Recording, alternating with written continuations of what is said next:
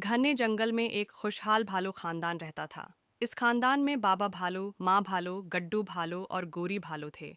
ये सब बहुत खुश व खर्म जिंदगी गुजार रहे थे। पस मंजर में परिंदों की चहचहाहट और हल्की हवा की आवाज़।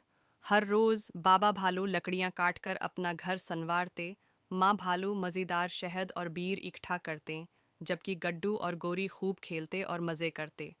गड्डू भालू हंसते हुए, वाह कितना मज़ा आ रहा है, खेलना सबसे अच्छी चीज़ है। गोरी भालू समझाते हुए, हाँ, लेकिन हमें माँ बाबा की मदद भी करनी चाहिए। माँ भालू नरमी से मुस्कुराती हैं, बाबा भालू सिर हिलाते हैं। कुछ दिनों बाद जंगल में सख्त सर्दी पड़ने लगी। दरख्तों के पत्ते झड़ने लगे, बर्फबारी शुरू हो गई और खाने की क़िल्लत होने लगी। बाबा भालू फिक्रमंद लहजा, बेटा, सर्दियों के लिए खुराक जमा करनी बहुत ज़रूरी होती है। अगर हमने मेहनत न की तो हमें भूखा रहना पड़ेगा। गुड्डू भालू सिस्टी से, बाबा, मैं तो खेलना चाहता हूँ, खुराक जमा करना तो बुरंग है। गोरी भालू समझाते हुए, गुड्डू, अगर हम आज मेहनत करेंगे तो सर्दियों में आराम से रहेंगे। चलो सब मिलकर शहद और मीवे इकट्ठे करते हैं। बाबा और माँ भालू के साथ मिलकर गोरी ने फौरन काम शुरू कर दिया, लेकिन गड्डू अभी भी काहिली कर रहा था।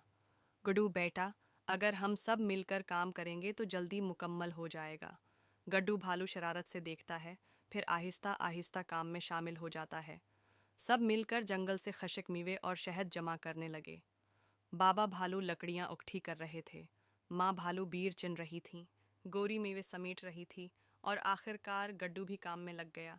ये तो मज़े का काम है, देखो मैंने कितना शहद इकट्ठा कर लिया। कुछ दिन बाद बर्फ़ हर जगह जम गई, दरख्तों पर कोई फल न रहा और न ही शहद के छत्ते नज़र आए। मगर भालू ख़ानदान खुश था, क्योंकि उन्होंने पहले ही बहुत सारी खुराक इकट्ठी कर ली थी।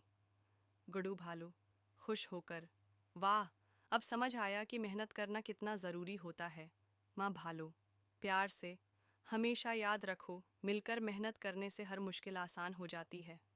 बाबा भालू फ़ख्र से, हाँ, और अब हम आराम से बैठकर मज़े मज़े की चीज़ें खा सकते हैं। यूं भालू का खुशहाल ख़ानदान हमेशा खुश और मुतमईन रहा। और ये कहानी हमें सिखाती है कि मेहनत और इत्तेहाद से हर मुश्किल वक्त का सामना किया जा सकता है। पस मंज़र में खुशगवार मौसीकी और परिंदों की आवाज़ें मैंने जनरल में एक